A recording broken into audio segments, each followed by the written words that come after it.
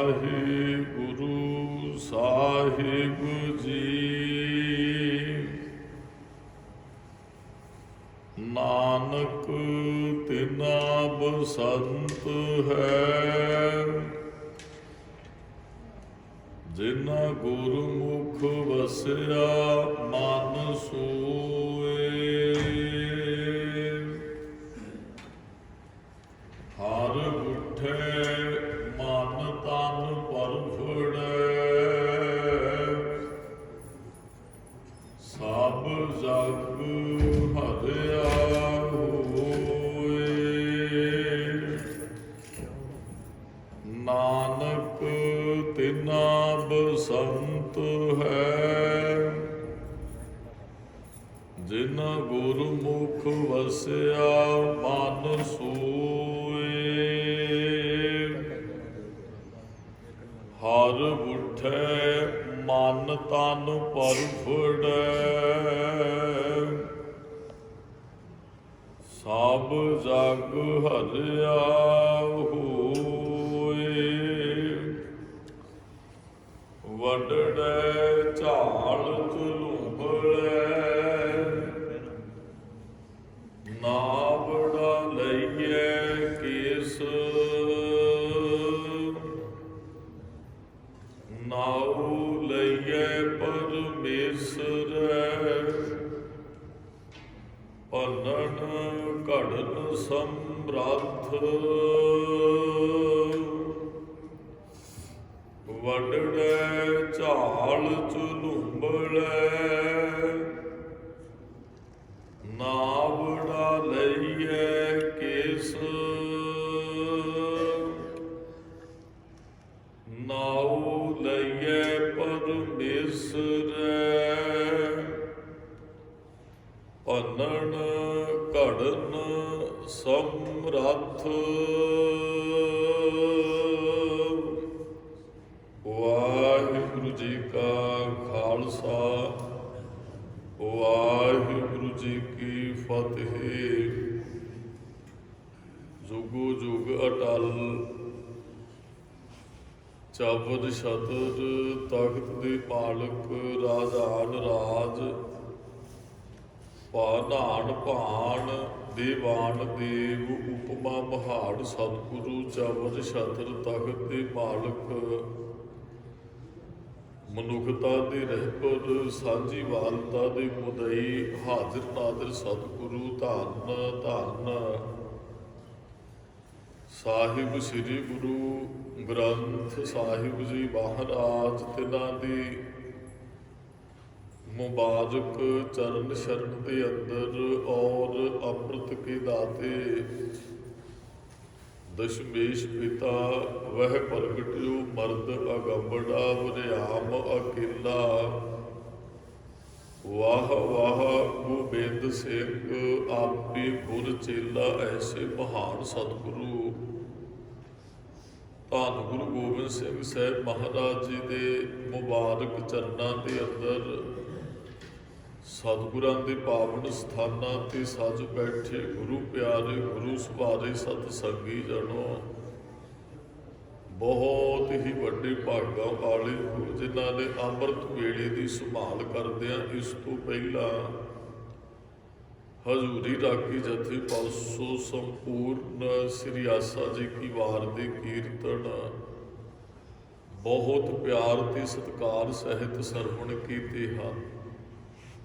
ਜਿੱਥੇ ਸੰਗਤ ਜੀ ਆਪ ਬੜੀ ਸ਼ਰਧਾ ਸਹਿਤ ਕੀਰਤਨ 'ਚ ਹਾਜ਼ਰੀ ਭਰ ਰਹੇ ਸੀ, ਉੱਥੇ ਚੱਲ ਰਹੀ ਲੜੀਵਾਰ ਸ਼ਬਦ ਦੀ ਵਿਚਾਰ ਸਰਵਣ ਕਰਨ ਦੇ ਲਈ ਆਪ ਸਿੱਖ ਸੰਗਤਾਂ ਵਿਸ਼ੇਸ਼ ਤੌਰ ਤੇ ਸਤਿਗੁਰਾਂ ਦੇ ਚਰਨਾਂ 'ਚ ਹਾਜ਼ਰੀ ਭਰਦੇ ਹੋ। ਗੁਰਮੁਖੋ, ਜਿੱਥੇ ਅੱਜ ਸ਼ਬਦ ਦੀ ਵਿਚਾਰ ਆਪਾਂ ਨੇ ਸਰਵਣ ਕਰਨੀ ਹੈ, ਉੱਥੇ ਬਹੁਤ ਸੰਗਤਾਂ ਜੋ ਅੱਜ ਨਵੇਂ ਸਾਲ ਦੀ ਆਮਦ ਹੋਈ ਇੱਕ ਦੂਸਰੇ ਨੂੰ ਵਧਾਈਆਂ ਦੇ ਰਹੀਆਂ। ਅਸਲ ਦੇ ਅੰਦਰ ਜਿਹੜੇ ਸਿੱਖ ਗੁਰੂ ਗ੍ਰੰਥ ਸਾਹਿਬ ਜੀ ਨੂੰ ਮੰਨਦੇ ਆ ਨਾ, ਉਹਨਾਂ ਦਾ ਜਿਹੜਾ ਨਵਾਂ ਸਾਲ ਉਹ ਚੇਤਰ ਮਹੀਨੇ ਤੋਂ ਆਰੰਭ ਹੁੰਦਾ ਹੈ। 12 ਮਾਹ ਦੀ ਜਿਹੜੀ ਬਾਣੀ ਹੈ, ਮਹਾਰਾਜ ਨੇ ਰਮਤਾ 'ਚ ਬਚਨ ਕਹੇ ਕਿਰਤ ਕਰਮ ਕੇ ਵਿਛੜੇ ਕਰ ਕਿਰਪਾ ਮਿਲਹੁ ਰਾਮ। ਗੁਰਮੁਖੋ ਵੇਖੋ, ਸਾਡਾ ਪ੍ਰਯੋਜਨ ਰੱਬ ਨੂੰ ਮਿਲਣਾ ਹੈ। ਅਸੀਂ ਕੋਈ ਸਾਰਾ ਸਾਲ ਧੰਦਾ ਕਰਨਾ ਹੈ ਔਰ ਸਾਲ ਬਾਅਦ ਕਾਊਂਟ ਕਰਨਾ ਹੈ ਵੀ ਮੇਰੀ ਸਾਲ ਦੀ ਆਮਦਨ ਇੰਨੀ ਹੈ, ਭਾਈ ਮੈਂ ਇੰਨੇ ਲੱਖ ਸਾਲ ਦੇ ਕਮਾ ਲੈਣਾ, ਪਿਛਲੀ ਵਾਰੀ ਇੰਨੇ ਲੱਖ ਕਮਾਏ। ਉਹ ਅਸੀਂ ਇਹਨੂੰ ਕਾਊਂਟ ਨਹੀਂ ਕਰਨਾ ਹੈ। 12 ਮਾਹਾਂ ਦੀ ਬਾਣੀ ਸਤਿਗੁਰਾਂ ਨੇ ਉਚਾਰਨ ਕੀਤੀ ਹੈ। 12 ਮਹੀਨਿਆਂ 'ਚ ਕਿਤੇ ਵੀ ਉਹਨਾਂ ਨੇ ਦੁਨਿਆਵੀ ਧੰਦੇ ਦੀ ਗੱਲ ਨਹੀਂ ਕੀਤੀ ਹੈ ਵੀ ਤੂੰ ਦੁਨਿਆਵੀ ਧੰਦੇ ਕਰਨ ਵਾਸਤੇ ਸੰਸਾਰ ਤੇ ਆਇਆ। ਮਹਾਰਾਜ ਨੇ ਰਮਤ ਇੱਥੋਂ ਕੀਤੀ ਹੈ, ਕਿਰਤ ਕਰਮ ਕੇ ਵਿਛੜੇ ਕਦ ਕਿਰਪਾ ਮਿਲੋ ਰਾਮ। ਵੀ ਤੂੰ ਰੱਬ ਨਾਲੋਂ ਵਿਛੜਿਆ, ਨਵੇਂ ਸਾਲ ਦੀ ਆਮਦ ਹੈ ਤੇ ਤੈਨੂੰ ਅਰਦਾਸ ਇਹ ਕਰਨੀ ਚਾਹੀਦੀ, ਮਹਾਰਾਜ ਮੈਂ ਕਰਮਾਂ ਕਰਕੇ ਰੱਬ ਨਾਲੋਂ ਵਿਛੜ ਗਿਆ ਤੇ ਕਿਰਪਾ ਕਰੋ ਮੈਨੂੰ ਮਿਲਾ ਦੇਣਾ ਕਰੋ ਰੱਬ ਦੇ ਨਾਲ। ਪਹਿਲੇ ਸਾਲ ਦੇ ਪਹਿਲੇ ਦਿਨ ਅਸੀਂ ਇਹ ਅਰਦਾਸ ਕਰਕੇ ਜਾਈਏ, ਮਹਾਰਾਜ ਯਤਨ ਤੇ ਮੇਰਾ ਪਿਛਲੇ ਸਾਲ ਵੀ ਰਿਹਾ ਵੀ ਮੈਂ ਰੱਬ ਦੇ ਨੇੜੇ ਹੋਵਾਂ, ਪਰ ਇਸ ਸਾਲ ਤੁਸੀਂ ਕਿਰਪਾ ਕਰਿਓ। ਮੈਂ ਬਹੁਤ ਚਿਰ ਤੋਂ ਰੱਬ ਨਾਲੋਂ ਵਿਛੜਿਆ। ਗੁਰੂ ਗ੍ਰੰਥ ਸਾਹਿਬ ਜੀ ਤੁਹਾਡੇ ਚਰਨਾਂ 'ਚ ਰੋਜ਼ ਆਉਣਾ ਹੈ ਤੇ ਤੁਸੀਂ ਮੈਨੂੰ ਵਿਛੜੇ ਹੋਏ ਨੂੰ ਐਗਤੀ ਰੱਬ ਨਾਲ ਹੀ ਮਿਲਾ ਦਿਓ। ਇਹ ਸਾਲ ਮੇਰੇ ਵਾਸਤੇ ਭਾਗਾ ਵਾਲਾ ਚੰਗਾ ਬਣ ਜੇ ਵੀ ਮੇਰਾ ਮੇਲ ਰੱਬ ਨਾਲ ਹੋ ਜਾਏ। ਸਤਿਗੁਰੂ ਮੈਂ ਬੜੀ ਦੂਰ ਤੋਂ ਆਇਆ, ਹੋ ਆਇਆ ਦੂਰੋਂ ਚੱਲ ਕੇ, ਕਈ ਜਨਮ ਭਏ ਕੀਟ ਪਤੰਗਾ, ਕਈ ਜਨਮ ਗਾਜ ਮੀਨ ਕੁਰੰਗਾ, ਕਈ ਜਨਮ ਪੰਖੀ ਸਰਪ ਹੋਇਓ, ਕਈ ਜਨਮ ਹੈਵਰ ਬ੍ਰਿਖ ਜੋਇਓ।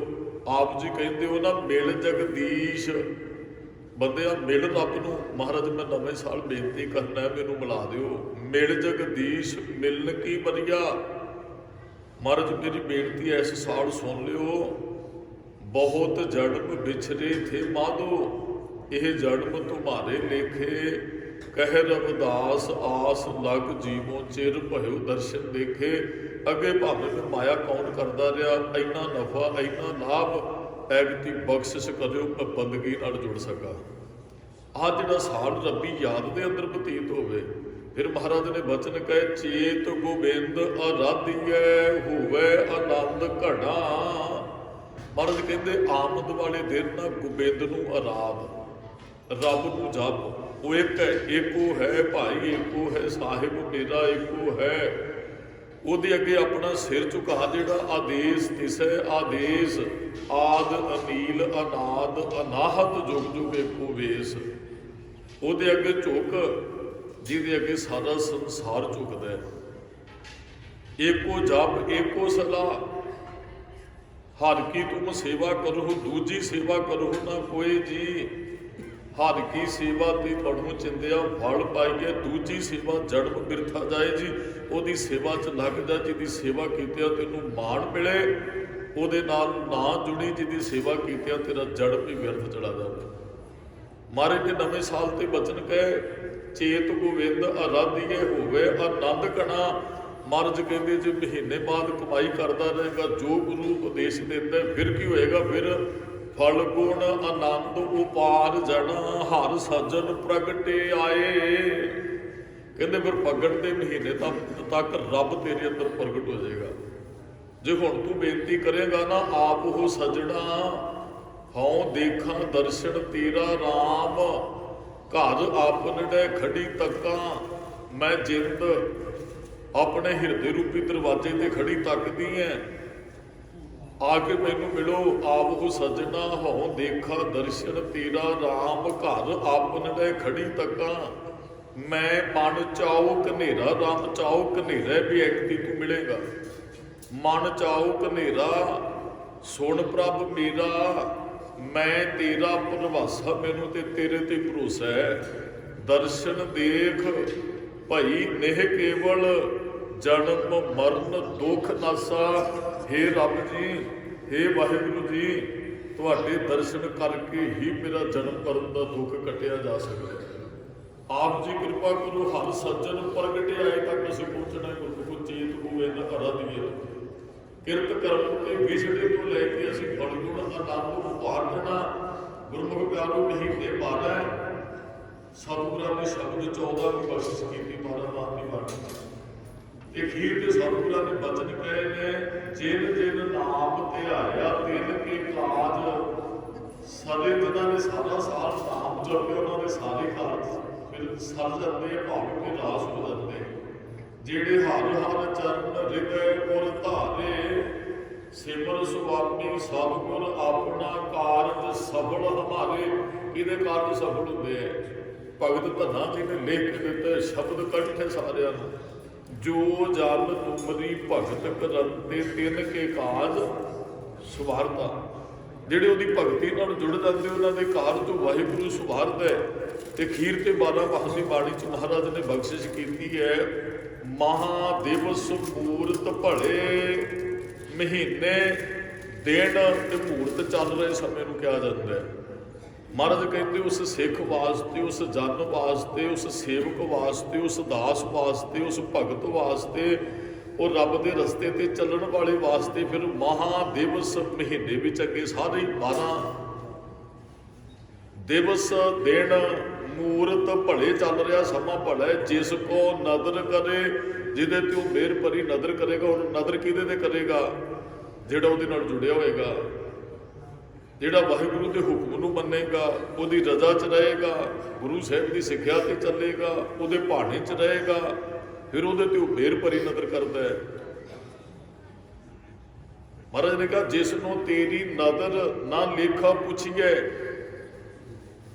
ਜਦ ਅਸੀਂ ਰੋਜ਼ ਬਚਨ ਪੜ੍ਹਦੇ ਆ, ਨਾਨਕ ਨਦਰੀ ਨਦਰ ਨਿਹਾਲ, ਜਿੱਦਣ ਉਹਦੀ ਤੇਰੇ ਤੇ ਨਦਰ ਹੋ ਗਈ ਨਿਹਾਲ ਤੂੰ ਉਦਣ ਹੋਣਾ ਹੈ। ਤੇ ਜਿੱਦਣ ਮਿਹਰ ਭਰੀ ਨਦਰ ਹੋ ਗਈ ਲੱਖ ਖੁਸ਼ੀਆਂ ਪਾਤਸ਼ਾਹੀਆਂ ਜੇ ਸਤਿਗੁਰ ਨਦਰ ਕਰੇ। ਅਸੀਂ ਸਾਰੇ ਚਾਹੁੰਦੇ ਗੁਰੂ ਮਿਹਰ ਭਰੀ ਨਦਰ ਸਾਡੇ ਵੱਲ ਕਰ ਦੇਣਾ, ਤੇ ਸਾਡੇ ਵੱਲ ਮਿਹਰ ਭਰੀ ਨਦਰ ਤਾਂ ਕਰਨਗੇ ਜੇ 12 ਮਾਹਾਂ ਦੇ ਵਿੱਚ ਆਏ ਉਪਦੇਸ਼ਾਂ ਦੀ 12 ਮਹੀਨੇ ਅਸੀਂ ਕਮਾਈ ਕਰਾਂਗੇ। ਫਿਰ ਗੁਰੂ ਸਾਹਿਬ ਦੀ ਸਾਡੇ ਵੱਲ ਮਿਹਰ ਭਰੀ ਨਦਰ ਹੋਏਗੀ। ਮਹਾਰਾਜ ਨੂੰ ਵੀ ਫਿਕਰ ਹੋਏਗਾ ਭਾਈ ਮੇਰੇ ਕਹਿਣੇ 'ਚ ਚੱਲਦਾ ਹੈ, ਇਹ ਤੇ ਮਨ ਤਨ ਕਰਕੇ ਮੇਰੇ ਨਾਲ ਜੁੜਿਆ। ਜਦੋਂ ਅਸੀਂ ਜੁੜਾਂਗੇ ਗੁਰਮੁਖੋ ਫਿਰ ਨਾਨਕ ਚਿੰਤਾ ਮਤ ਕਰੋ, ਚਿੰਤਾ ਤੇਸੀ ਹੀ ਹੈ। ਜਦ ਮਹਾਰਾਜ ਕਹਿੰਦੇ ਚਿੰਤਾ ਛੱਡ ਅਚਿੰਤ ਰਹੋ ਨਾਨਕ ਲਗ ਪਾਈ। ਮਹਾਰਾਜ ਕਹਿੰਦੇ ਮਹਾ ਦਿਵਸ ਮੂਰਤ ਭਲੇ, ਜਿਸ ਕੋ ਨਦਰ ਕਰੇ ਨਾਨਕ ਮੰਗੈ ਦਰਸ ਦਾਨ। ਕਿਰਪਾ ਕਰੋ ਹਰੇ ਹਰੇ ਕਿਰਪਾ ਕਰੋ। ਨਾਨਕ ਤੇਰੇ ਅੱਗੇ ਦਰਸ਼ਨਾਂ ਦਾ ਦਾਨ ਮੰਗਦਾ ਹੈ, ਦਰਸ਼ਨਾਂ ਦਾ ਦਾਨ ਮੰਗਦਾ। ਕਿਰਪਾ ਕਰੋ ਜੀ। ਅੱਜ ਗੁਰਮੁਖੋ ਚਲੋ ਮੰਨਦੇ ਆ ਕਿ ਨਵੇਂ ਸਾਲ ਦੀ ਆਮਦ ਹੋਈ ਹੈ, ਜ਼ਰੂਰ ਅਰਦਾਸ ਕਰਕੇ ਜਾਇਓ ਮਹਾਰਾਜ ਇਸ ਸਾਲ ਬਖਸ਼ਿਸ਼ ਕਰਿਓ। ਦਾਸ ਤੇ ਗੁਰੂ ਸਾਹਿਬ ਦੇ ਚਰਨਾਂ 'ਚ ਬੇਨਤੀ ਕਰੇਗਾ ਮਹਾਰਾਜ ਇਸ ਸਾਲ ਕੋਈ ਗੁਰੂ ਗ੍ਰੰਥ ਸਾਹਿਬ ਦੀ ਬੇਅਦਬੀ ਪਾਪੀ ਨਾ ਕਰੇ, ਉਹਨਾਂ ਦੀ ਉਹ ਬੁਰੀ ਸੋਚ ਹੀ ਉਹਨਾਂ ਦੇ ਅੰਦਰੋਂ ਖਤਮ ਕਰ ਦਿਓ। ਪਿਛਲੇ ਸਾਲ ਸਾਨੂੰ ਇੱਕ ਬਹੁਤ ਵੱਡੀ ਖੁਸ਼ੀ ਮਿਲੀ ਵੀ ਕਿਸਾਨਾਂ ਦੀ ਜਿੱਤ ਹੋਈ, ਬਹੁਤ ਵੱਡਾ ਅੰਦੋਲਨ ਜਿੱਤਿਆ ਗਿਆ। ਹੁਣ ਤੱਕ ਵੀ ਅਖੰਡ ਪਾਠ ਸਾਹਿਬ ਪ੍ਰਕਾਸ਼ ਕਰਵਾ ਕੇ ਦੀਵਾਨ ਸਜਾ ਕੇ ਗੁਰੂ ਗ੍ਰੰਥ ਸਾਹਿਬ ਜੀ ਦਾ, ਗੁਰੂ ਨਾਨਕ ਸਾਹਿਬ ਜੀ ਦਾ, ਵਾਹਿਗੁਰੂ ਦਾ ਸ਼ੁਕਰਾਨਾ ਕੀਤਾ ਜਾ ਰਿਹਾ ਹੈ। ਪਰ ਗੁਰਮੁਖ ਪਿਆਰੋ ਖੀਰ ਤੇ ਆ ਕੇ ਇੱਕ ਬਹੁਤ ਵੱਡੀ ਘਟਨਾ ਵੀ ਵਾਪਰੀ। ਦਰਬਾਰ ਸਾਹਿਬ ਦੇ ਅੰਦਰ ਇੱਕ ਮਾੜੀ ਸੋਚ ਵਾਲੇ ਨੇ ਬੇਅਦਬੀ ਕਰਨ ਦਾ ਯਤਨ ਕੀਤਾ। ਗੁਰੂ ਗ੍ਰੰਥ ਸਾਹਿਬ ਦੇ ਚਰਨਾਂ 'ਚ ਅਸੀਂ ਅਰਦਾਸ ਕਰਨੀ ਮਹਾਰਾਜ ਕੋਈ ਪਾਪੀ ਇਹ ਹਿਆ ਨਾ ਕਰੇ ਵੀ ਉਹ ਗੁਰੂ ਗ੍ਰੰਥ ਸਾਹਿਬ ਜੀ ਦੀ ਬੇਅਦਬੀ ਕਰਨ ਦੀ ਸੋਚੇ। ਇਹ ਕਿਰਪਾ ਕਰਿਓ ਇਸ ਸਾਲ ਦੇ ਅੰਦਰ। ਹਾਂ ਬਾਕੀ ਗੁਰਮੁਖੋ ਜਿਹੜੇ ਪਰਿਵਾਰਾਂ 'ਚ ਜੀਵਨ 'ਚ ਚੱਲਦੇ ਆ, ਦੁੱਖ ਸੁੱਖ ਨਿੱਕੇ ਮੋਟੇ ਆਉਂਦੇ ਰਹਿੰਦੇ ਆ, ਅਰਦਾਸ ਇਹ ਕਰਿਓ ਮਹਾਰਾਜ ਬਿਰਤੀ ਇਹ ਬਖਸ਼ਿਓ ਜੇ ਸੁਖ ਦੇਹੇ ਤਾਂ ਤੁਝੇ ਅਰਾਧੀ ਦੁੱਖ ਭੀ ਤੁਝੇ ਧਿਆਈ। ਬਹੁਤ ਮੇਰੀ ਦਾਸ ਨੇ ਭਗਤੀਆਂ ਸੰਗਤ ਨੂੰ ਦਿਰੜ ਕਰਵਾਈਆਂ। ਜੇ ਭੁੱਖ ਦੇ ਤਾਂ ਇੱਕ ਹੀ ਰਾਜਾ ਦੁੱਖ ਵਿੱਚ ਸੂਖ ਬਣਾਈ। ਬਸ ਆਪ ਬਿਰਤੀ ਦੇ ਦਿਓ ਤੇ ਫਿਰ ਗੁਰਮੁਖ ਪਾਰੋ ਖੁਸ਼ੀਆਂ ਭਰਿਆ ਇਹ ਸਾਲ ਹੋਏਗਾ ਸਾਡੇ ਵਾਸਤੇ। ਆਓ ਸੰਗਤ ਜੀ ਇੰਨੀਆਂ ਕੁ ਬੇਨਤੀਆਂ ਦਾਸ ਨੇ ਇਸ ਵਿਸ਼ੇ ਤੇ ਜ਼ਰੂਰੀ ਸੀ ਆਪ ਜੀ ਨਾਲ ਸਾਂਝੀਆਂ ਕਰਨੀਆਂ। ਚੱਲ ਰਹੀ ਸ਼ਬਦ ਦੀ ਵਿਚਾਰ ਨਾਲ ਆਪਾਂ ਨੇ ਜੋ ਲੜੀਵਾਰ ਵਿਚਾਰ ਚੱਲ ਰਹੀ ਵਾਰਾਂ ਤੇ ਵਧੀਕ ਬਾਣੀ ਦੇ ਅੰਦਰੋਂ ਗੁਰੂ ਅਮਰਦਾਸ ਮਹਾਰਾਜ ਦੇ ਇਹ ਬਖਸ਼ਿਸ਼ ਭਰੇ ਬਚਨ ਨੇ। ਅੱਜ ਦੀ ਸ਼ਬਦ ਦੀ ਜਿਹੜੀ ਵਿਚਾਰ ਉਹ ਧੰਨ ਗੁਰੂ ਗ੍ਰੰਥ ਸਾਹਿਬ ਮਹਾਰਾਜ ਦੇ 1420 ਅੰਗ ਤੋਂ ਆਪਾਂ ਨੇ ਸਾਂਝੀ ਕਰਨੀ ਹੈ ਜੀ। ਦੋ ਕੁ ਬੰਦਾਂ ਦੀ ਵਿਚਾਰ ਅੱਜ ਦੇ ਦੀਵਾਨਾਂ 'ਚ ਕਰਾਂਗੇ। ਸਾਰੀ ਸੰਗਤ ਨੇ ਕਿਰਪਾ ਕਰਕੇ ਇਕਾਗਰਤਾ ਸਹਿਤ ਹਾਜ਼ਰੀ ਭਰਨ ਦਾ ਯਤਨ ਕਰਨਾ ਜੀ। ਵਿਚਾਰ ਆਰੰਭ ਕਰਨ ਤੋਂ ਪਹਿਲਾਂ ਗੁਰੂ ਚਰਨਾਂ 'ਚ ਹਾਜ਼ਰੀ ਲਵਾਈਏ। ਕੋਈ ਰਸਨਾ ਵਿਰਵੀ ਵਾਂਝੀ ਨਾ ਰਹੇ, ਰਲ ਮਿਲ ਕੇ ਉਚਾਰਨ ਕਰੋ ਜੀ। ਵਾਹਿਗੁਰੂ ਜੀ ਕਾ ਖਾਲਸਾ ਵਾਹਿਗੁਰੂ ਜੀ ਕੀ ਫਤਿਹ। ਨਾਨਕ ਤਿੰਨਾ ਬਸੰਤ ਹੈ, ਜਿਨ੍ਹਾਂ ਗੁਰਮੁਖ ਵਸਿਆ ਮਨ ਸੋਏ। ਗੁਰਮੁਖੋ ਕੱਲ ਵੀ ਦੋ ਸ਼ਬਦਾਂ ਦੀ ਆਪਾਂ ਨੇ ਬੰਦਾਂ ਦੀ ਵਿਚਾਰ ਕੀਤੀ ਹੈ। ਸਤਿਗੁਰਾਂ ਨੇ ਕੱਲ ਬਚਨ ਕਹੇ ਸਨ, ਨਾਨਕ ਤਿਸੈ ਬਸੰਤ ਹੈ, ਜੇ ਸਤਿਗੁਰ ਸੇਵ ਸਮਾਏ। ਦੂਸਰਾ ਬੰਦ ਸੀ, ਸਭ ਦੇ ਸਦਾ ਬਸੰਤ ਹੈ, ਜਿਤ ਤਨ ਮਨ ਹਰਿਆ ਹੋਏ। ਕੱਲ ਇਸ ਵਿਸ਼ੇ ਤੇ ਦਾਸ ਨੇ ਬਹੁਤ ਖੁੱਲ੍ਹ ਕੇ ਆਪ ਜੀ ਨਾਲ ਵਿਚਾਰ ਸਾਂਝੇ ਕੀਤੇ। ਮਹਾਰਾਜ ਬਾਹਰਲੀ ਰੁੱਤ ਦੀ ਗੱਲ ਨਹੀਂ ਕਰਦੇ। ਚਲੋ ਉਦਾਹਰਨ ਮਹਾਰਾਜ ਬਾਹਰੋਂ ਜ਼ਰੂਰ ਲੈਂਦੇ ਆ ਵੀ ਜਦੋਂ ਬਸੰਤ ਦੀ ਰੁੱਤ ਹੁੰਦੀ ਹੈ ਉਦੋਂ ਸਾਰੇ ਪਾਸੇ ਹਰਿਆਵਲ ਹੁੰਦੀ ਹੈ, ਵਾਤਾਵਰਨ ਬਹੁਤ ਵਧੀਆ। ਧਰਤੀ ਜਿਹੜੀ ਉਹ ਬੜੀ ਖਿੜੀ ਹੋਈ, ਜਿਵੇਂ ਇਹਨੇ ਧਰਤੀ ਨੇ ਸ਼ਿੰਗਾਰ ਕੀਤਾ ਹੋਵੇ। ਮਹਾਰਾਜ ਕਹਿੰਦੇ ਸਿੱਖਾ ਤੇਰੇ ਅੰਦਰ ਖੇੜਾ ਤਾਂ ਆਏਗਾ ਜਿੱਦਣ ਤੇਰੇ ਅੰਦਰ ਰੱਬ ਵਸੇਗਾ, ਜਿੱਦਣ ਤੂੰ ਸ਼ਬਦ ਨਾਲ ਜੁੜੇਗਾ, ਜਿੱਦਣ ਵਾਹਿਗੁਰੂ ਦੀ ਯਾਦ ਦੇ ਅੰਦਰ ਟਿਕੇਗਾ।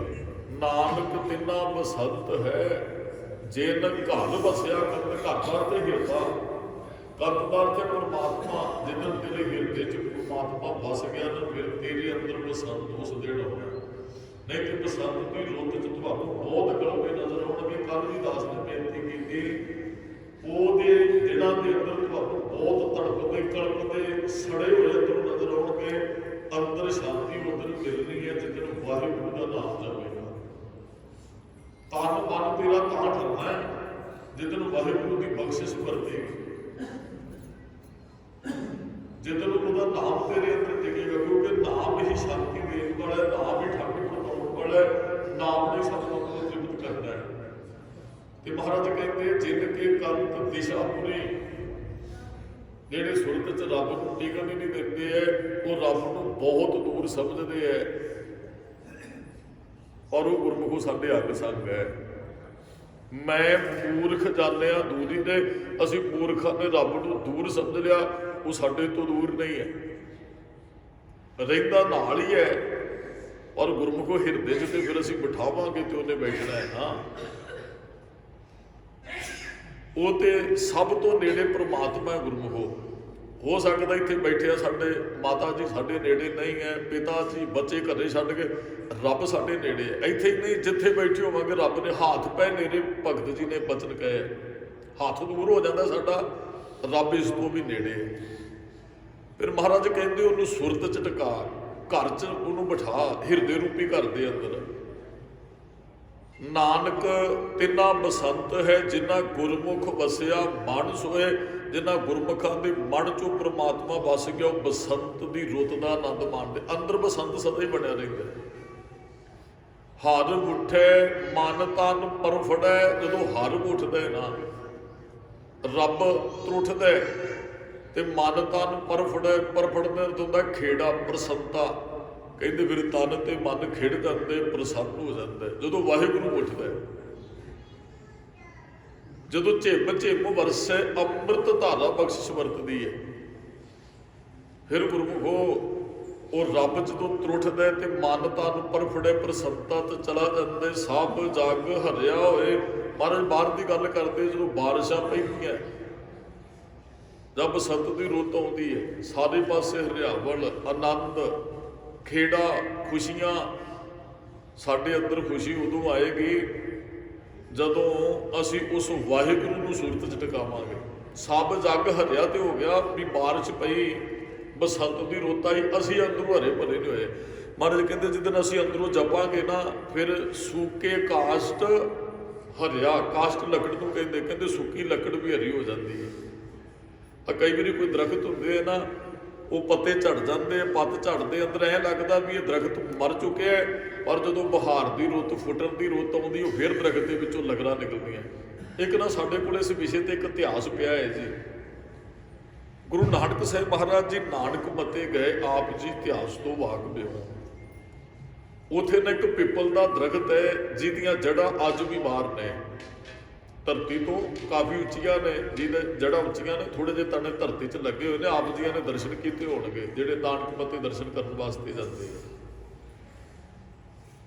ਗੁਰੂ ਨਾਨਕ ਸਾਹਿਬ ਜੀ ਗਏ ਤੇ ਉਹ ਪਹਿਲਾਂ ਸੀ ਉਸ ਧਰਤੀ ਤੇ, ਉਹਦਾ ਨਾਂ ਸੀ ਗੋਰਖ ਮੱਤਾ, ਕਿਉਂਕਿ ਉੱਥੇ ਗੋਰਖਨਾਥ ਸਿੱਧ ਰਹਿੰਦੇ। ਇਹ ਜੋਗੀ ਉੱਥੇ, ਇਹਨਾਂ ਦਾ ਬਹੁਤ ਵੱਡਾ ਉੱਥੇ ਡੇਰਾ ਹੈ, ਇਹਨਾਂ ਦਾ ਬਹੁਤ ਉੱਥੇ ਇਹਨਾਂ ਦਾ ਪ੍ਰਭਾਵ ਵੀ ਉਸ ਇਲਾਕੇ ਦੇ ਅੰਦਰ। ਪਰ ਜਦੋਂ ਗੁਰੂ ਨਾਨਕ ਸਾਹਿਬ ਜੀ ਗਏ, ਉਹ ਸਿੱਧ ਯੋਗੀ ਹਾਰ ਜਾਂਦੇ ਹੈ, ਉਹ ਸਿੱਧ ਮੰਡਲੀ ਨੂੰ ਗੁਰੂ ਨਾਨਕ ਸਾਹਿਬ ਜਿੱਤ ਲੈਂਦੇ ਹੈ। ਫਿਰ ਉਹ ਬਣ ਗਿਆ ਜੀ ਨਾਨਕ ਮਤਾ, ਗੋਰਖ ਮਤੇ ਤੋਂ।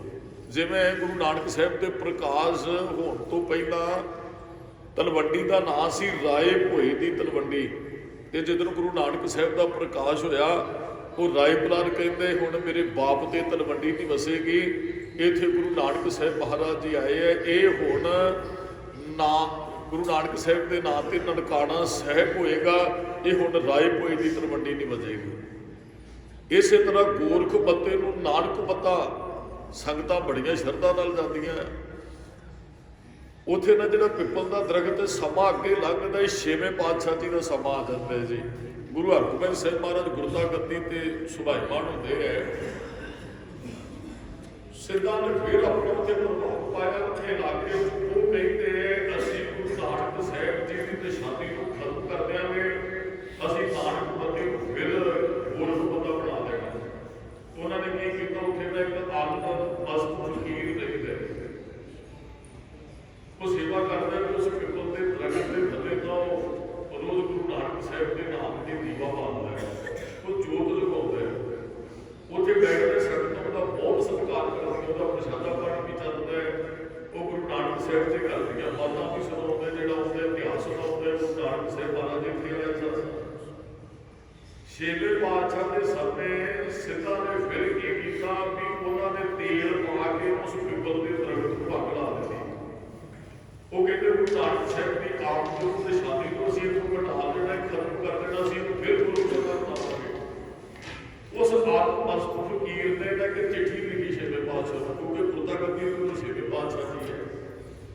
ਉਹਨੇ ਚਿੱਠੀ ਲਿਖੀ, ਪੀਰੀ ਪੀਰੀ ਦੇ ਮਾਲਕ ਗੁਰੂ ਹਰਗੋਬਿੰਦ ਸਾਹਿਬ ਮਹਾਰਾਜ, ਇੱਥੋਂ ਦੇ ਰਹਿਣ ਵਾਲੇ ਜਿਹੜੇ ਸਿੱਧ ਨੇ ਉਹ ਇੱਕ ਤੇ ਮੈਨੂੰ ਮਾਰਦੇ ਕੁੱਟਦੇ, ਉਹ ਕਹਿੰਦੇ ਛੱਡ ਕੇ ਇਸ ਸਥਾਨ ਨੂੰ ਨਿਕਲਦਾ ਇੱਥੋਂ। ਮਹਾਰਾਜ ਮੈਂ ਗੁਰੂ ਨਾਨਕ ਸਾਹਿਬ ਦੀ ਜੋਤ ਜਗਾਉਣਾ ਹੈ, ਮੈਂ ਗੁਰੂ ਨਾਨਕ ਸਾਹਿਬ ਦੇ ਘਰ ਦੀਆਂ ਬਾਤਾਂ ਆਈ ਸੰਗਤ ਨੂੰ ਸੁਣਾਉਣਾ ਹੈ। ਮਹਾਰਾਜ ਜਦੋਂ ਪਿੱਪਲ ਦੇ ਦਰਖਤ ਨੂੰ ਆਣ ਕੇ ਸੰਗਤਾਂ ਮੱਥਾ ਟੇਕਦੀਆਂ, ਉਹ ਸਮਝਦੀਆਂ ਗੁਰੂ ਨਾਨਕ ਸਾਹਿਬ ਦੇ ਅੱਗੇ ਅਸੀਂ ਝੁਕੇ ਹੈ। ਪਰ ਮਹਾਰਾਜ ਨਾਨਕ ਮੱਤੇ ਤੋਂ ਇਹ ਫਿਰ ਸਿੱਧ ਨੂੰ ਗੋਰਖ ਮੱਤਾ ਬਣਾਉਣਾ ਚਾਹੁੰਦੇ ਹੈ। ਮਹਾਰਾਜ ਮੈਨੂੰ ਮਾਰਦੇ ਕੁੱਟਦੇ ਹੈ। ਤੇ ਸਤਿਗੁਰੂ ਜੀ ਇਹਨਾਂ ਨੇ ਪਿੱਪਲ ਦੇ ਦਰਖਤ ਨੂੰ ਤੇਲ ਪਾ ਕੇ ਅੱਗ ਲਾ ਦਿੱਤੀ, ਸਾੜ ਦਿੱਤਾ ਹੈ। ਗੁਰੂ ਸਾਹਿਬ ਜੀ ਆਪਣੇ ਸਥਾਨ ਦੀ ਆ ਕੇ ਸੰਭਾਲ ਕਰੋ। ਮਹਾਰਾਜ ਨੇ ਜਾਣਾ ਸੀ ਭਾਈ ਕੀ ਡਰੌਲੀ, ਤਿਆਰੀ ਕੀਤੀ ਹੈ, ਕਿਉਂਕਿ ਸਾਈਂ ਦਾਸ ਨੇ ਤੇ ਬੀਬੀ ਰਾਮੋ ਨੇ ਇੱਕ ਨਵਾਂ ਘਰ ਪਾਇਆ। ਇੱਧਰੋਂ ਚਿੱਠੀਆਂ ਗਈਆਂ, ਛੇਵੇਂ ਪਾਤਸ਼ਾਹ ਜੀ ਜਿੰਨਾ ਚਿਰ ਤੁਸੀਂ ਪਹਿਲਾਂ ਸਾਡੇ ਘਰੇ ਚਰਨ ਨਹੀਂ ਪਾਉਂਦੇ ਹੋ। ਸਿੱਖ ਦੀ ਇੱਕ ਸ਼ਰਧਾ ਹੈ, ਜਦੋਂ ਉਹ ਮਕਾਨ ਪਾਉਂਦਾ ਪਹਿਲਾਂ ਗੁਰੂ ਸਾਹਿਬ ਦੇ ਚਰਨ ਪਰਸਦਾ ਹੈ, ਆਪਣਾ ਵਸੇਬਾ ਫਿਰ ਕਰਦਾ ਹੈ। ਸਿੱਖ ਦੇ ਅੰਦਰ ਇੰਨੀ ਭਾਵਨਾ ਹੋਣੀ ਵੀ ਚਾਹੀਦੀ ਹੈ, ਕਿਉਂਕਿ ਅਸੀਂ ਬਚਨ ਪੜ੍ਹਦੇ ਜਿੱਥੇ ਜਾਏ ਬਹਿ ਮੇਰਾ ਸਤਿਗੁਰੂ ਸੋ ਥਾਨ ਸੁਹਾਵਾ ਰਾਮ ਰਾਜੇ।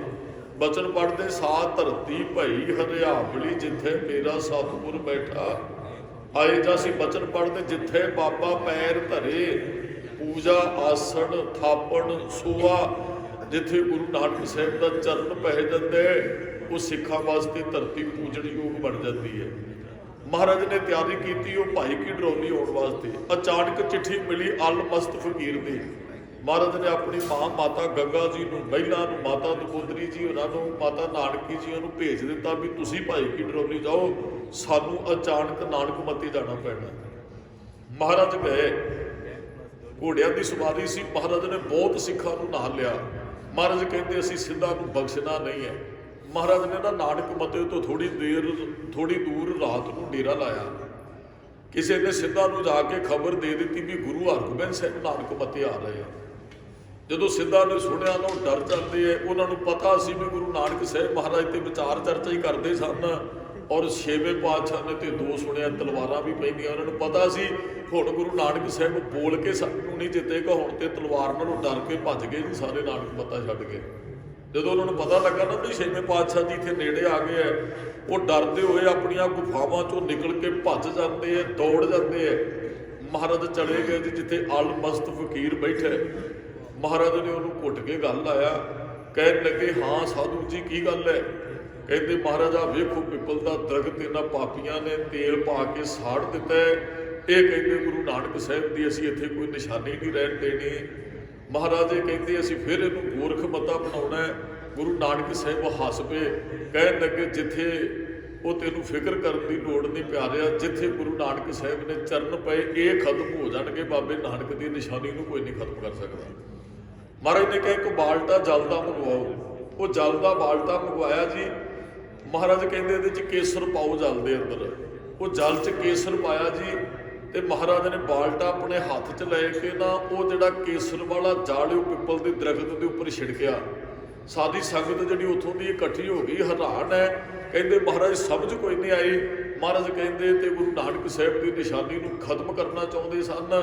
ਮਹਾਰਾਜ ਕਹਿੰਦੇ ਹੁਣ ਜਦੋਂ ਬਸੰਤ ਦੀ ਬਹਾਰ ਦੀ ਰੁੱਤ ਆਏਗੀ, ਇਹ ਪਿੱਪਲ ਨੂੰ ਜਿਹੜੀਆਂ ਨਵੀਆਂ ਨਗਰਾਂ ਜਾਂ ਪੱਤੇ ਨਿਕਲਣਗੇ, ਮਹਾਰਾਜ ਕਹਿੰਦੇ ਹਰੇਕ ਪੱਤੇ ਤੇ ਇਸ ਕੇਸਰ ਦਾ ਨਿਸ਼ਾਨ ਆਏਗਾ। ਅੱਗੇ ਤੇ ਪਿੱਪਲ ਦਾ ਦਰਖਤ ਕਹਿੰਦਾ ਸੀ ਬਾਬੇ ਨਾਨਕ ਨੇ ਮੇਰੇ ਥੱਲੇ ਚੌਂਕੜਾ ਮਾਰਿਆ ਸੀ। ਹੁਣ ਇਸ ਤੋਂ ਬਾਅਦ ਜਦੋਂ ਸੰਗਤਾਂ ਇਸ ਸਥਾਨ ਤੇ ਦਰਸ਼ਨ ਕਰਨ ਗਿਆ, ਜਦੋਂ ਕੇਸਰ ਦਾ ਨਿਸ਼ਾਨ ਵੇਖਣਗੇ ਉਹ ਕਹਿਣਗੇ ਛੇਵੇਂ ਪਾਤਸ਼ਾਹ ਨੇ ਵੀ ਇੱਥੇ ਆਪਣੇ ਚਰਨ ਪਾਏ ਸਨ। ਅੱਜ ਵੀ ਗੁਰਮੁਖੋ ਤੁਸੀਂ ਕਿਤੇ ਨਾਨਕ ਪੱਤੇ ਜਾਇਓ, ਉਹ ਪਿੱਪਲ ਨੂੰ ਜਿੰਨੇ ਵੀ ਪੱਤੇ ਲੱਗਦੇ ਨਾ ਉਹਦੇ ਤੇ ਅੱਜ ਵੀ ਕੇਸਰ ਦੇ ਨਿਸ਼ਾਨਾਂ ਦੇ ਉਹ ਸਾਰੇ ਜਿਹੜੇ ਉਹ ਤੁਹਾਨੂੰ ਕੇਸਰ ਦੇ ਨਿਸ਼ਾਨ ਜਿਹੜੇ ਨਜ਼ਰ ਆਉਣਗੇ ਜੀ। ਕਿਤੇ ਨਾਨਕ ਪੱਤੇ ਜਾਣ ਦਾ ਮੌਕਾ ਮਿਲੇ, ਤੁਸੀਂ ਉਹ ਪਿੱਪਲ ਦੇ ਦਰਖਤ ਦੇ ਪੱਤਿਆਂ ਨੂੰ ਧਿਆਨ ਨਾਲ ਵੇਖਿਓ। ਉੱਥੇ ਕੇਸਰ ਦੇ ਜਦੋਂ ਮਹਾਰਾਜ ਨੇ ਛੱਟੇ ਮਾਰੇ, ਜਿਵੇਂ ਉਦੋਂ ਤੇ ਹਜੇ ਦਰਖਤ ਸੜਿਆ ਹੋਇਆ ਸੀ, ਮਹਾਰਾਜ ਨੇ ਕਿਹਾ ਬਹਾਰ ਦੇ ਅੰਦਰ ਫੁੱਟੇਗਾ। ਉੱਥੇ ਗੁਰੂ ਹਰਗੋਬਿੰਦ ਸਾਹਿਬ ਨੇ ਉਪਦੇਸ਼ ਦਿੱਤਾ ਸੰਗਤਾਂ ਨੂੰ, ਸੰਗਤ ਜੀ ਸੂਕੇ ਹਰੇ ਕੀਏ ਖਿਨ ਮਾਏ, ਜਿਵੇਂ ਸੜ ਚੁੱਕਿਆ ਪਿੱਪਲ ਫਿਰ ਹਰਿਆ ਭਰਿਆ ਕਿੱਧਰ ਹੋਏਗਾ। ਤੁਹਾਡੇ ਸੁੱਕੇ ਸੜੇ ਹੋਏ ਮਨ ਇੱਥੇ ਬੈਠ ਕੇ ਜਪੋਗੇ ਫਿਰ ਹਰੇ ਭਰੇ ਹੋ ਜਾਣਗੇ। ਹਰ ਕਾ ਨਾਮ ਧਿਆਏ ਕੈ ਹੋ ਹਰਿਆ ਭਾਈ। ਮਹਾਰਾਜ ਕਹਿੰਦੇ ਇਸ ਗੁਰੂ ਨਾਨਕ ਸਾਹਿਬ ਦੇ ਸਥਾਨ ਤੇ ਆ ਕੇ ਉਸ ਵਾਹਿਗੁਰੂ ਨੂੰ ਜਪਿਓ, ਤੁਹਾਡਾ ਸੁੱਕਾ ਮਨ ਦੁਬਾਰਾ ਤੋਂ ਹਰਿਆ ਹੋਏਗਾ। ਮਹਾਰਾਜ ਨੇ ਇੱਥੇ ਬਚਨ ਕਹੇ ਨਾ ਵੀ ਉਸ ਪ੍ਰਮਾਤਮਾ ਦਾ ਜੇ ਨਾਮ ਲਵਾਂਗੇ, ਹਰ ਉੱਠੇ ਮਨ ਤਨ ਪਰ ਫੜੈ, ਸਭ ਜਗ ਹਰਿਆ ਹੋਏ। ਮਹਾਰਾਜ ਕਹਿੰਦੇ ਸੰਸਾਰ ਹਰਿਆ ਭਰਿਆ ਹੋ ਜਾਂਦਾ ਬਸੰਤ ਦੀ ਰੁੱਤ 'ਚ, ਤੇ ਹਿਰਦਾ ਸਾਡਾ ਉਦੋਂ ਖਿੜ ਜਾਂਦੇ ਜਦੋਂ ਅੰਦਰ ਨਾਮ ਟਿਕਦਾ।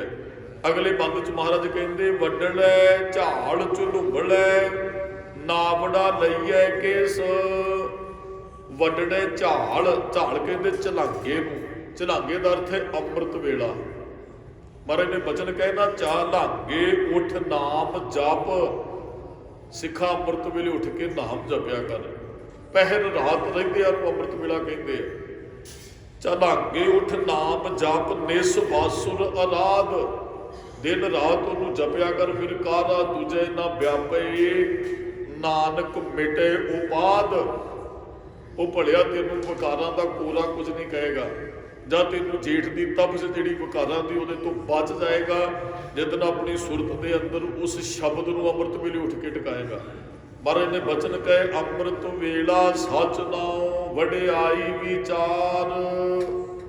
ਗੁਰੂ ਰਾਮਦਾਸ ਮਹਾਰਾਜ ਕਹਿੰਦੇ ਸੋ ਭਲ ਕੇ ਉੱਠ ਹਰ ਨਾਮ ਧਿਆਵੈ। ਤਾਂ ਮਹਾਰਾਜ ਕਹਿੰਦੇ ਪਹਿਲੇ ਪਹਿਰੇ ਫੁੱਲੜਾ ਫਲ ਭੀ ਪੱਛਾ ਰਾਤ, ਜੋ ਜਗਨ ਲਹਨ ਸੇ ਸਾਈ ਕੰਨੋ ਦਾਤ। ਮਹਾਰਾਜ ਕਹਿੰਦੇ ਅੰਮ੍ਰਿਤ ਵੇਲੇ ਉੱਠ ਆਪਣੀ ਰਸਨਾ ਤੋਂ ਕਿਆ ਕਰ ਵਾਹਿਗੁਰੂ ਵਾਹਿਗੁਰੂ ਵਾਹਿਗੁਰੂ। ਮਹਾਰਾਜ ਨੇ ਸਾਨੂੰ ਅੰਮ੍ਰਿਤ ਵੇਲੇ ਜਾਗ ਕੇ ਬਾਣੀ ਪੜ੍ਹਨ ਦੀ ਸਿਮਰਨ ਕਰਨ ਦੀ ਤਾਕੀਦ ਕੀਤੀ ਹੈ, ਔਰ ਵਾਰ-ਵਾਰ ਕੀਤੀ ਹੈ। ਮਹਾਰਾਜ ਕਹਿੰਦੇ ਅੰਮ੍ਰਿਤ ਵੇਲੇ ਦੀ ਸੰਭਾਲ ਕਰ, ਉੱਠ ਕੇ ਉਹਨੂੰ ਜਪ, ਤੈਨੂੰ ਸਦੀਵੀ ਸੁੱਖ ਉਹਨੇ ਦੇਣਾ। ਚਲੋ ਅੱਜ ਬਹੁਤੇ ਪ੍ਰਚਾਰਕ ਕਹਿੰਦੇ ਜੀ ਅੰਮ੍ਰਿਤ ਨਾਮ ਹੈ, ਤੇ ਵੇਲਾ ਉਦੋਂ ਅੰਮ੍ਰਿਤਮਈ ਹੋ ਜਾਂਦਾ ਜਦੋਂ ਅਸੀਂ ਜਪਦੇ ਨਹੀਂ। ਗੁਰਮੁਖੋ ਬਹੁਤ ਸ਼ਬਦ ਆਏ ਨੇ, ਮਹਾਰਾਜ ਕਹਿੰਦੇ ਹੈ ਜਦੋਂ ਸਾਰੇ ਸੁੱਤੇ ਹੁੰਦੇ ਨੇ ਤੂੰ ਅੰਮ੍ਰਿਤ ਵੇਲੇ ਦੀ ਸੰਭਾਲ ਕਰਿਆ ਕਰ, ਉੱਠ ਕੇ ਜਪਿਆ ਕਰ। ਗੁਰੂ ਰਾਮਦਾਸ ਜੀ ਤੇ ਕਹਿੰਦੇ ਸਿੱਖ ਹੀ ਉਹ ਹੈ ਜਿਹੜਾ ਅੰਮ੍ਰਿਤ ਵੇਲੇ ਦੀ ਸੰਭਾਲ ਕਰਦਾ ਹੈ। ਜਿਹੜਾ ਸੂਰਜ ਦੀਆਂ ਕਿਰਨਾਂ ਮੂੰਹ ਤੇ ਪੈਣ ਤੇ ਉੱਠਦਾ ਉਹ ਆਪਣੇ ਆਪ ਨੂੰ ਸਿੱਖ ਬਣਾ ਖਵਾਏ। ਸਿੱਖ ਤੇ ਉਹ ਹੈ ਜਿਹੜਾ ਗੁਰੂ ਨਾਨਕ ਸਾਹਿਬ ਜੀ ਦੇ ਬਚਨਾਂ ਦੀ ਕਮਾਈ ਕਰਦਾ ਹੈ। ਤੇ ਮਹਾਰਾਜ ਨੇ ਇੱਥੇ ਕਿਹਾ ਵੱਡੜੈ ਝਾੜ ਝੁਲੁੰਬੜੈ, ਨਾਵੜਾ ਲਈਐ। ਕਿਸੇ ਇੱਕ ਸਵਾਲ ਹੈ ਗੁਰੂ ਸਾਹਿਬ ਜੀ ਵੱਡੇ ਵੇਲੇ ਉੱਠ ਕੇ ਨਾਮ ਕਿਹਦਾ ਲਈਏ। ਕੱਲ ਵੀ ਦਾਸ ਨੇ ਬੇਨਤੀ ਕੀਤੀ ਸੀ ਕਿਉਂਕਿ ਸ਼ਬਦ ਰਲਦੇ ਮਿਲਦੇ ਹੈ।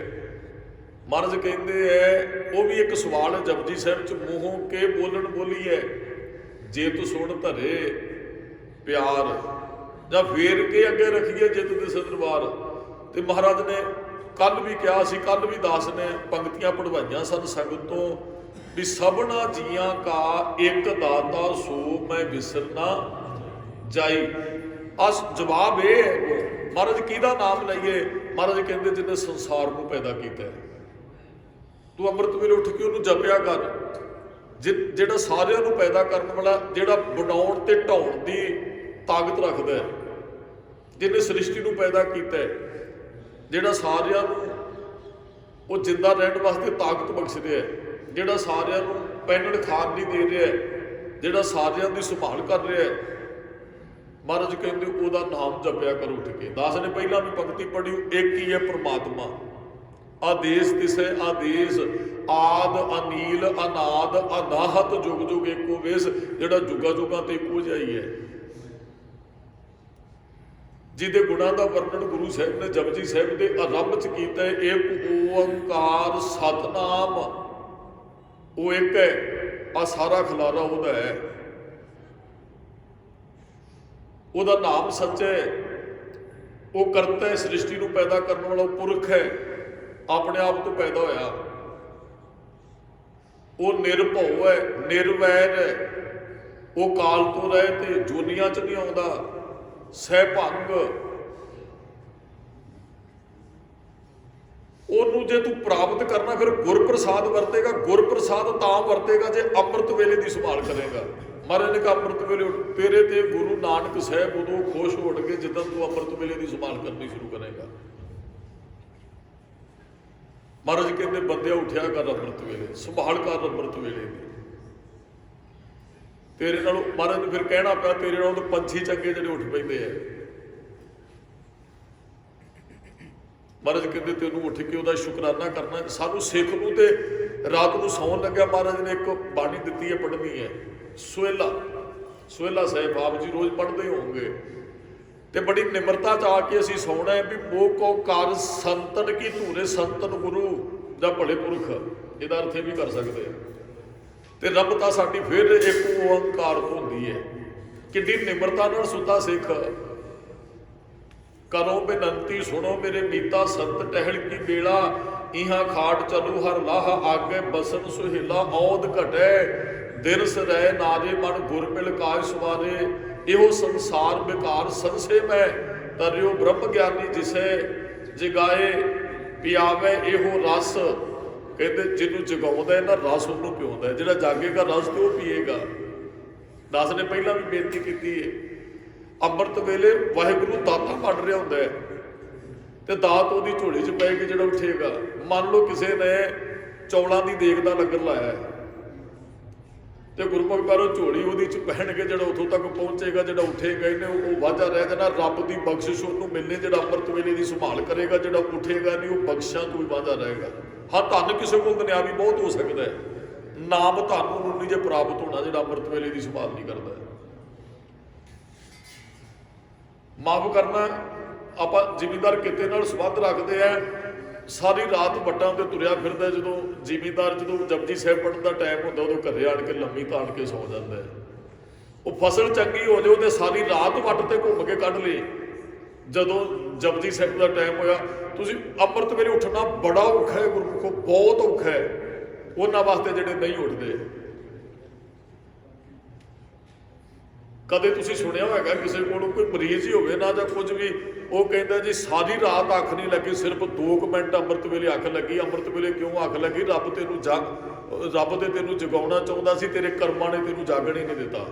ਹਰੇਕ ਬੰਦਾ ਜਿਹਨੂੰ ਉਹ ਕਹਿੰਦਾ ਸਾਰੀ ਰਾਤ ਨੀਂਦ ਨਹੀਂ ਆਈ, ਬਸ ਸਵੇਰੇ ਜਦੋਂ ਉੱਠਣਾ ਸੀ ਉਦੋਂ 2 ਮਿੰਟ, ਉਹ ਜਦੋਂ ਜਪਜੀ ਸਾਹਿਬ ਪੜ੍ਹਨ ਦਾ ਟਾਈਮ ਸੀ ਉਦੋਂ ਤੇ ਤੂੰ ਅੱਖ ਲਾ ਲਈ, ਤੇ ਜਦੋਂ ਉਹ ਸਾਰੀ ਰਾਤ ਤੂੰ ਐਵੇਂ ਹੋਰ ਖਿਆਲਾਂ 'ਚ ਬਤੀਤ ਕਰਦਾ ਰਿਹਾ। ਮਹਾਰਾਜ ਕਹਿੰਦੇ ਉੱਠ ਜਪ, ਏਕੋ ਜਪ ਏਕੋ ਸਦਾ, ਇੱਕ ਨੂੰ ਜਪ ਇੱਕ ਦੀ ਸਿਫਤ ਸਲਾਹ ਨਾਲ ਜੋੜ। ਉਹ ਦਾਤਾ ਵੰਡਦਾ ਅੰਮ੍ਰਿਤ ਵੇਲੇ, ਉਹ ਦਾਤਾ ਤੇਰੀ ਝੋਲੀ 'ਚ ਤਾਂ ਪੈਣਗੀਆਂ ਜੇ ਤੂੰ ਉੱਠ ਕੇ ਝੋਲੀ ਅੱਡੇਗਾ। ਕਦ ਕਾਸਾ ਦਰਸ਼ਨ ਕੀ ਭੂਖ, ਉਹ ਕਾਸਾ ਜੋਗੀਆਂ ਕੋਲ ਹੁੰਦਾ ਨਾ, ਉਹ ਖਾਣਾ ਪਾਉਂਦੇ ਨੇ ਜਦੋਂ ਕਿਸੇ ਦੇ ਘਰੋਂ ਮੰਗਦੇ ਆ। ਮਹਾਰਾਜ ਕਹਿੰਦੇ ਕਰ ਹੱਥਾਂ ਨੂੰ, ਕਹਿੰਦੇ ਹੱਥ ਜੋੜਿਆ ਕਰ ਗੁਰੂ ਗ੍ਰੰਥ ਸਾਹਿਬ ਦੇ ਅੱਗੇ ਆ ਕੇ। ਕਰ ਕਾਸਾ ਮੰਗਿਆ ਕੀ ਕਰ? ਦਰਸ਼ਨ ਕੀ ਭੂਖ, ਦਰਸ਼ਨ ਦੀਜੈ ਖੋਲ ਕਵਾਰ, ਮੈਨੂੰ ਦਰਸ਼ਨ ਦਿਓ ਜੀ। ਦਰਸ਼ਨ ਪਿਆਸੀ ਦਿਨਸ ਰਾਤ, ਚਿਤਵੋਂ ਅੰਨ ਦਿਨ ਨੀਤ, ਖੋਲ ਕਪਟ ਗੁਰ ਮੇਲੀਆ, ਨਾਨਕ ਹਰ ਸੰਗ ਮੀਤ। ਉਹ ਕਪਟ ਦਿਲ ਦੇ ਕਪਾਟ ਖੋਲਨੇ ਆ ਜੀ। ਫਿਰ ਨਾਨਕ ਹਰ ਸੰਗ ਮੀਤ, ਨਾਨਕ ਹਰ ਸੰਗ ਮੀਤ, ਹਰ ਦਾ ਸੰਗ ਪ੍ਰਾਪਤ ਹੋਏਗਾ। ਅੰਮ੍ਰਿਤ ਵੇਲੇ ਉੱਠਣਾ ਗੁਰਮੁਖੋ ਬਹੁਤ ਜ਼ਰੂਰੀ ਹੈ। ਸੰਭਾਲ ਕਰੋ। ਇੱਕ ਵਾਰੀ ਤੁਸੀਂ ਨਿਤਨੇਮ ਕਰਕੇ ਫਿਰ ਆਰਾਮ ਕਰ ਲਓ ਝੱਟ, ਉਹ ਸਾਡੇ ਜਿਹੜੀ ਨੀਂਦ ਵੀ ਪੂਰੀ ਹੋ ਜਾਂਦੀ, ਥਕਾਵਟ ਵੀ ਪੂਰੀ ਹੋ ਜਾਂਦੀ ਹੈ।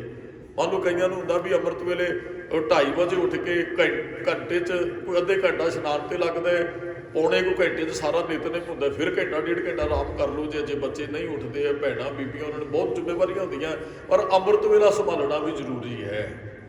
ਜਿੱਥੇ ਉਹ ਸਾਡੀਆਂ ਭੈਣਾਂ ਜ਼ਿੰਮੇਵਾਰੀਆਂ ਨਿਭਾਉਂਦੀਆਂ, ਬੱਚੇ ਨੂੰ ਖਾਣਾ ਟਿਫਨ ਤਿਆਰ ਕਰਕੇ ਦੇਣਾ, ਇਹਦੀ ਵਰਦੀ ਰਾਤ ਨੂੰ ਵੀ ਧੋਂਦੀਆਂ, ਮਸ਼ੀਨ ਪ੍ਰੈਸ ਕਰਦੀਆਂ, ਸਾਰੀ ਉਹ ਜ਼ਿੰਮੇਵਾਰੀ ਹੈ। ਔਰ ਬੜੀ ਵਧੀਆ ਤਰੀਕੇ ਨਾਲ ਆ ਵੀ ਜ਼ਿੰਮੇਵਾਰੀ ਸਾਨੂੰ ਨਿਭਾਉਣੀ ਚਾਹੀਦੀ ਹੈ। ਰੱਬ ਨੇ ਜੀਵਨ ਦਿੱਤਾ, ਦੁਬਾਰ ਮਿਲਣ ਵਾਲਾ ਨਹੀਂ। ਅੰਮ੍ਰਿਤ ਵੇਲਾ ਸੰਭਾਲਣਾ ਵੀ ਬਹੁਤ ਜ਼ਰੂਰੀ ਹੈ। ਪਹਿਲੇ ਪਹਿਰੇ ਫੁੱਲੜਾ, ਫਲ ਪੀ ਪੱਛਾ ਰਾਤ, ਜੋ ਜਗਨ ਲਹਨ ਸੇ, ਸਾਈ ਕਰਨੋ ਦਾਤ। ਬਰਕਤਾਂ ਵੰਡੀਆਂ ਜਾਂਦੀਆਂ ਨੇ ਅੰਮ੍ਰਿਤ ਵੇਲੇ। ਜਿਹੜੇ ਜਾਗਦੇ ਨੇ ਗੁਰਮੁਖ, ਉਹਨਾਂ ਦੀਆਂ ਝੋਲੀਆਂ ਭਰ ਜਾਂਦੀਆਂ। ਵੱਡੜੇ ਝਾੜ ਚ ਲੁਬਲੇ, ਨਾਵੜਾ ਲਈਏ ਕਿਸ, ਕਿਸ ਦਾ ਨਾਮ ਲਈਏ। ਦਾਸ ਨੇ ਬੇਨਤੀ ਕੀਤੀ, ਗੁਰੂ ਸਾਹਿਬ ਕਹਿੰਦੇ ਆਦੇਸ਼ ਤੇ ਸੇ ਆਦੇਸ਼, ਰੱਬ ਨੂੰ ਨਮਸਕਾਰ ਕਰ। ਨਾਉ ਲਈਏ ਪਰਮੇਸ਼ਰ, ਮਹਾਰਾਜ ਨੇ ਅੱਗੇ ਕਹਿ ਵੀ ਦਿੱਤਾ, ਜੇ ਅੰਮ੍ਰਿਤ ਵੇਲੇ ਉੱਠਿਆ ਪਰਮੇਸ਼ਰ ਦਾ ਹੀ ਨਾਮ ਲਵੀ, ਐਵੇਂ ਹੋਰਨਾਂ ਨੂੰ ਨਾ ਜਪਦਾ ਫਿਰੇ, ਐਵੇਂ ਧੂੜੀਆਂ ਧੋਣ ਵਾਲਿਆਂ ਦੇ ਪਿੱਛੇ ਨਾ ਤੁਰਿਆ ਫਿਰੀ, ਪਰਮੇਸ਼ਰ ਦਾ ਹੀ ਨਾਮ ਲਵੀ। ਜਿਹੜਾ ਭੰਨਣ ਘੜਨ ਸਮਰੱਥ, ਜਿਹੜਾ ਪੈਦਾ ਕਰਨ ਦੀ ਤੇ ਮਾਰਨ ਦੀ ਤਾਕਤ ਰੱਖਦਾ ਹੈ, ਜਿਹੜਾ ਬਣਾਉਣ ਤੇ ਢਾਉਣ ਦੀ ਤਾਕਤ ਰੱਖਦਾ ਹੈ, ਜਿਹੜਾ ਸ੍ਰਿਸ਼ਟੀ ਨੂੰ ਸਾਜਣ ਦੀ ਤੇ ਸ੍ਰਿਸ਼ਟੀ ਨੂੰ ਢਾਉਣ ਦੀ ਤਾਕਤ ਰੱਖਦਾ ਹੈ। ਮਹਾਰਾਜ ਕਹਿੰਦੇ ਉਹਦਾ ਨਾਮ ਅੰਮ੍ਰਿਤ ਵੇਲੇ ਉੱਠ ਕੇ ਜਪਿਆ ਕਰ। ਇੰਨੀਆਂ ਕੋ ਬੇਨਤੀਆਂ ਸੰਗਤ ਜੀ ਪ੍ਰਵਾਨ ਕਰਨੀਆਂ ਜੀ। ਭੁੱਲਾਂ ਚੁੱਕਾਂ ਦੀ ਖਿਮਾ। ਸਮੂਹ ਸੰਗਤ ਦਾ ਧੰਨਵਾਦ ਜੀ ਆਇਆਂ ਨੂੰ।